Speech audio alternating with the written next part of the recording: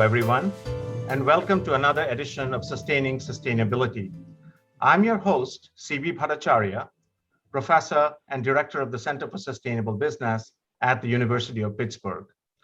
Today, I'm very happy to say that our guest is Brian Dingerdissen, who is the Vice President of Investor Relations and Communications and ESG, and also the Chief of Staff to the CEO for Essential Utilities Incorporated, one of the largest publicly traded water, wastewater, and natural gas providers in the US, serving approximately 5 million people across 10 states. Brian, welcome to the show. Thank you. So Brian, before we dive into some bigger questions, could you begin by telling us a little bit about yourself, the why behind your professional journey to be where you are as Vice President, Chief of Staff? How would you define your personal purpose? Sure, CB. It's a pleasure to be speaking with you today. My story is a bit unique, but I guess everyone's is. I've been very lucky to have joined a company really right out of school that I've been able to grow with over time, and that company has grown. Essential Utilities, formerly called Aqua America, that is kind of in an interesting size where we're big enough to have kind of the real corporate challenges that every company faces, but also small enough where you can get your arms around it and really feel like you're affecting real change. It's been great that I've been at a company that is focused on improving the lives of the communities that we serve. And so I have really enjoyed my time at Essential Utilities, and I've had the pleasure of being able to grow from really a junior person into a person that has real responsibilities and has had a really nice opportunity to learn on the job and continue to pick up new skills and kind of engage with more broad audiences over time. And so I've really enjoyed my time at the company. That's excellent. Great to hear. So continuing this focus on purpose, what would you say is the purpose of Essential Utilities today, and how has that purpose changed over time, if at all? And how does that purpose guide the work you do and what you decide not to do? Yeah, I think it's a great question. The company, Essential Utilities, if you go back through legacy, has been around for about 135 years. And for the first 100 plus years of its existence, it was really just a water utility in southeastern Pennsylvania. And through several acquisitions in the 1990s, it expanded into multiple states and eventually expanded into the wastewater business, which for a long time it hadn't done. And then more recently, in 2018, we announced that we were acquiring Peoples Gas based out of Pittsburgh. And we closed that transaction in March of 2020. And that really is what the corporate journey is. But I think the reasons and the why that has evolved are important. We don't think that while to many, some may say, well, the mission and the purpose keeps changing.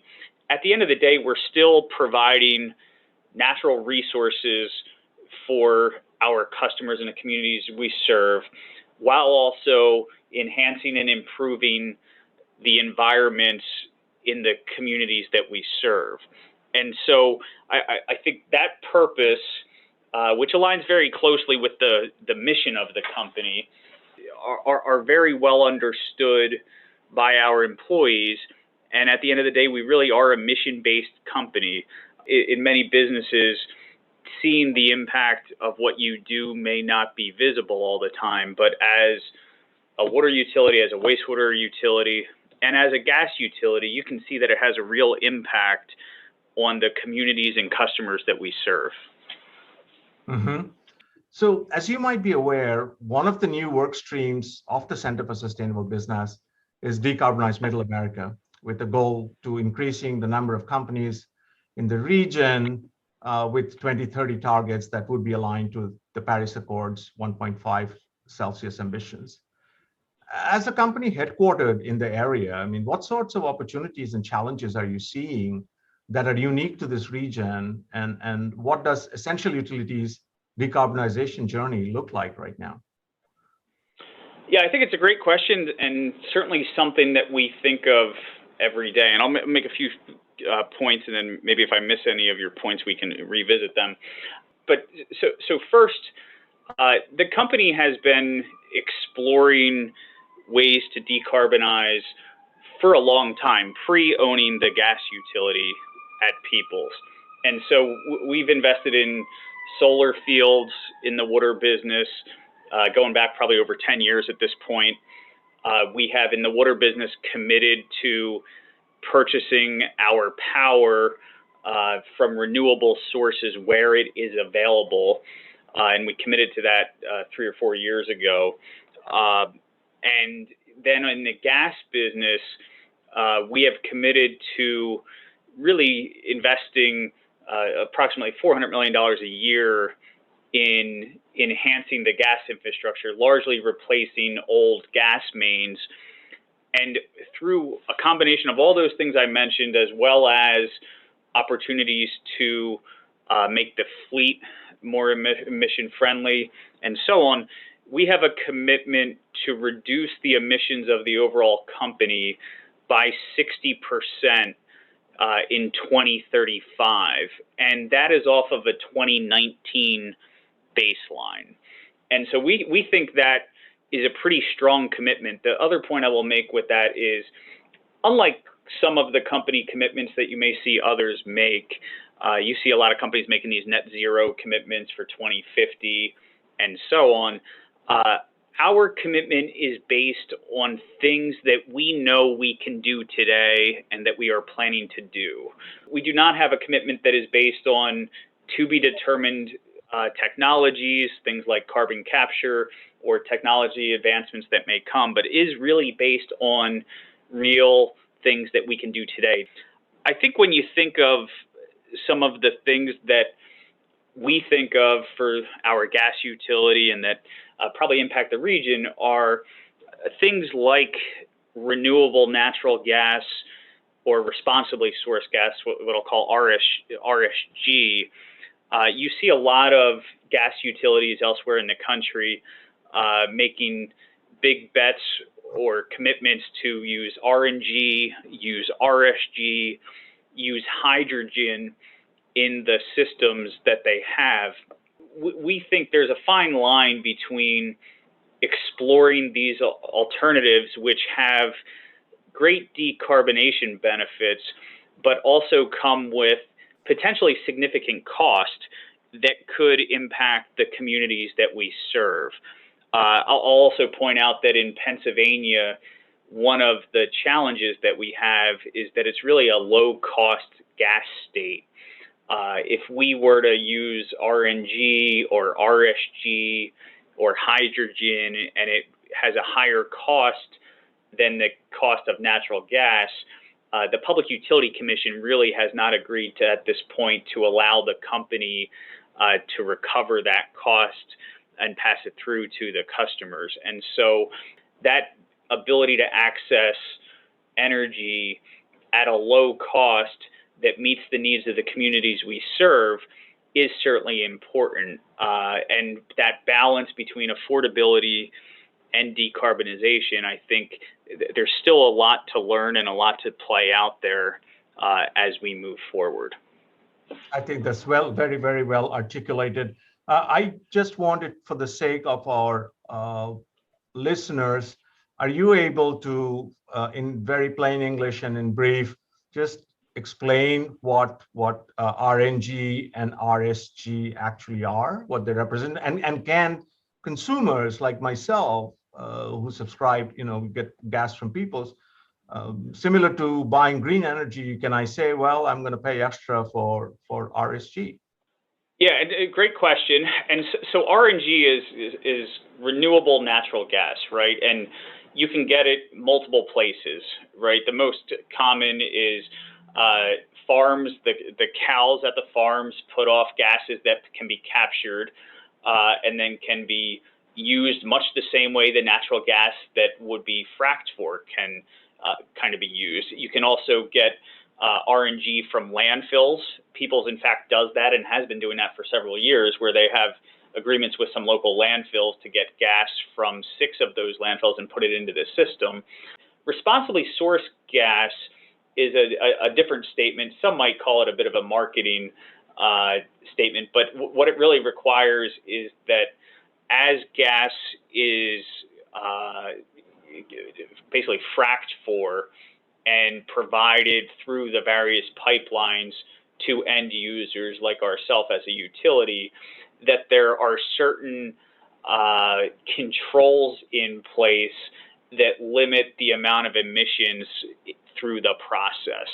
Today, as a customer, at least for ours, my understanding is you really don't have access to RNG, but one of the things we are looking for is there a way through really the third-party marketing today to allow customers that want to really go much the way you mentioned for kind of wind or solar, go and buy that RNG or RSG through the process.